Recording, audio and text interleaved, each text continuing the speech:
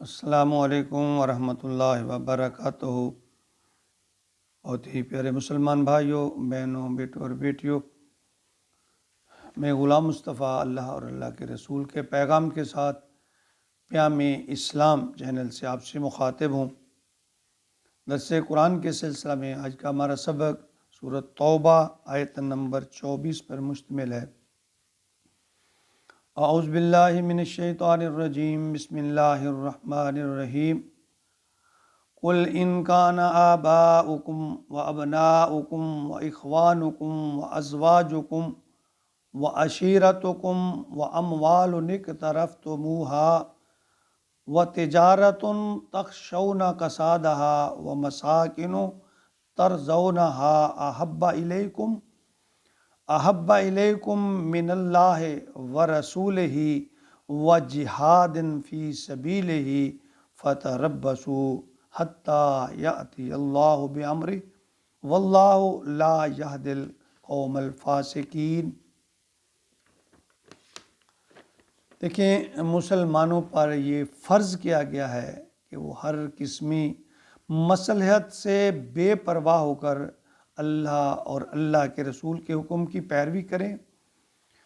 کوئی دنیاوی مفاد، مقصد یا خطرہ ایسا نہیں ہونا چاہیے جو اللہ کے احکام کو ماننے یا اللہ کی راہ میں جہاد کرنے کے رستہ میں رکاوٹ بنے، ورنہ ہم مومن کہلانے کے حقدار نہیں ہوں گے۔ فرمایا قل ان کانا، کہہ دیجئے اگر ہوں، آباؤکم تمہارے باپ دادا، و ابناؤکم تمہارے بیٹے، و اخوانکم اور تمہارے بھائی بھی، و ازواجکم اور تمہاری بیویاں، و عشیرتکم اور تمہارے کنبے قبیلہ، و اموال اقترفتموہا وہ مال جو تم نے کمایا ہے، و تجارت تخشونہا اور وہ تجارت جو تم نے، وہ مال یا تجارت جو تم نے کمایا ہے،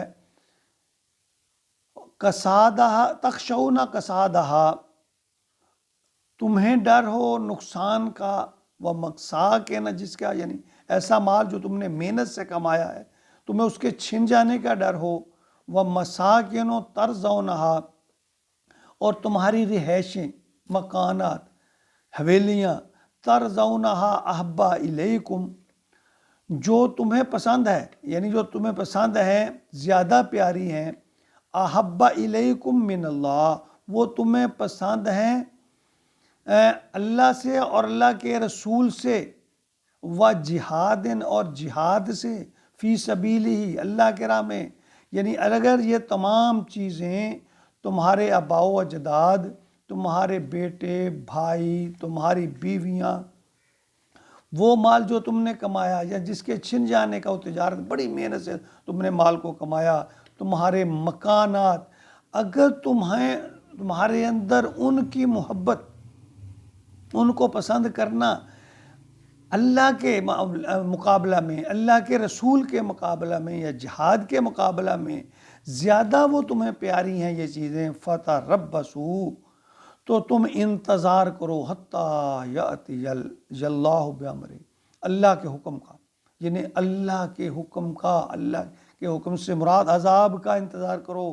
واللہ لا یہدی القوم الفاسقین اللہ نافرمان لوگوں کو ہدایت نہیں دیتے۔ یہ دیکھ لیں، ان چیزوں پر بھی جو ایمان رکھتا ہے، جو ترجیح دیتا ہے، اس کو اللہ تعالیٰ نے کیا کہہ دیا؟ فاسق۔ یعنی جو ان باتوں پر بھی ایمان رکھے، ان ساری چیزوں کا اہمیت، دیکھیں ان کی اہمیت یا افادیت اپنی جگہ پہ، یہ ایک طبعی عادت ہے کہ انسان کے دل میں ان چیزوں کی محبت ہے، طبعی عمل ہے، اس میں کوئی شک نہیں ہے۔ مگر اللہ کی محبت، اللہ کے رسول کی محبت اگر رستے میں حائل ہے، رکاوٹ ہے، یہ چیزیں اس کے رستے میں حائل ہیں، تو اس کو چھوڑ دیا جائے۔ اللہ اور اس کے محبوب کی محبت کو اپنانا فرض ہے۔ اگر ایسا نہ ہوا تو پھر اللہ فرماتے ہیں تیار ہو جاؤ، پھر اس کے لیے اللہ کے عذاب کے لیے تیار ہو جائے۔ واللہ لا یہدی القوم الفاسقین اللہ فرماتے ہیں پھر ایسے جو لوگ ہیں جو فاسق ہیں، میں ان کو ہدایت بھی نہیں دیتا۔ یعنی رشتے ناتے، مال و دولت، یہ سب چیزیں، ان کی محبت اگر تمہارے اندر اللہ، اس کے رسول اور جہاد میں رکاوٹ بن رہی ہیں تو اللہ فرماتے ہیں تو یہ تم حقیقی بد نصیب ہو، تم پر ذلت مسلط کر دی جائے گی۔ یعنی کسی بھی چیز کی محبت تمہیں اللہ اور اللہ کے رسول کے احکام یا جہاد میں کو نہ روکے یا اس کے رکاوٹ نہ بنے۔ اگر ایسا ہوا تو تم مومن کہلانے کے حقدار نہیں ہیں۔ کسی قسم کی مصلحت اس سے بالا تر ہو کر اللہ اور اللہ کے رسول کے احکامات کی پیروی کی جائے۔ یعنی یہ چیزیں ہمارے لیے یعنی سبق ہیں۔ ہم لوگ دنیا میں اس قدر الجھ کر رہ گئے کہ ہمیں کامیابی جس سے بھی سن لو وہ بڑا کامیاب، یار وہ بڑا آج کل بڑا کامیاب ہے، کیا جی اس نے اتنی کار کوٹیاں بنگلے بنا لی، اتنی زمین جائیداد بنا لی، وہ بڑا کامیاب ہے، وہ بڑی ترقی کر رہا ہے۔ کیا ایمان میں اس کی ترقی ہو رہی؟ اللہ اور اللہ کے رسول کے احکام ماننے میں اس کی ترقی ہو رہی؟ اگر ہو رہی ہے پھر تو کوئی بات نہیں، جتنے بھی مال و دولت اکٹھی کریں، حق حلال کی جائز حلال طریقے سے جتنی بھی مال اکٹھا کر لیں، کوئی اس میں قباحت نہیں ہے۔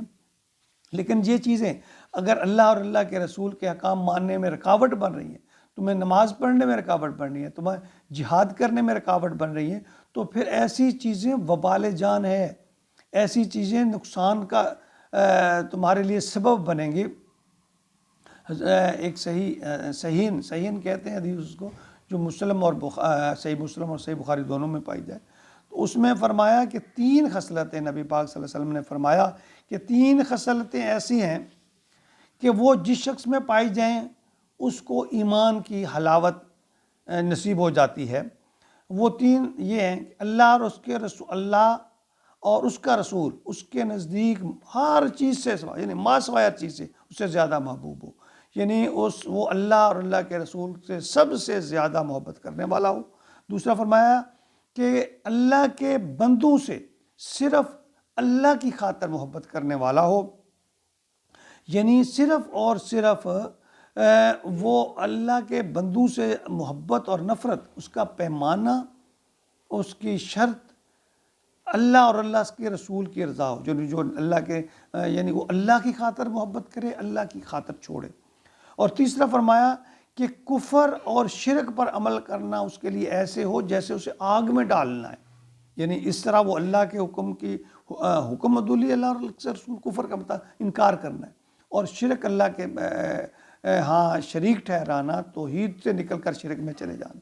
اللہ فرماتے ہیں 3 باتیں اگر کسی انسان کے اندر یہ پیدا ہو جائیں تو اس کے اندر ایمان کی حلاوت جو ہے، یعنی اگر شرک میں یا کفر پر عمل کرنا اس کے لیے ایسے ہو جیسے کہ اس کو آگ میں ڈال دیا جائے۔ کوئی آدمی برداشت کرتا ہے کہ اس کو آگ میں ڈال دیا جائے، تو یعنی دل میں ایمان کی حلاوت ان ایسے لوگوں کے اندر پیدا ہو جاتی ہے، اور عبادت اور اطاعت میں پھر اعضاء جو ہیں وہ لذت پاتے ہیں، اور یہی اسے کہتے ہیں بشاشت ایمان۔ اللہ تعالیٰ ہمیں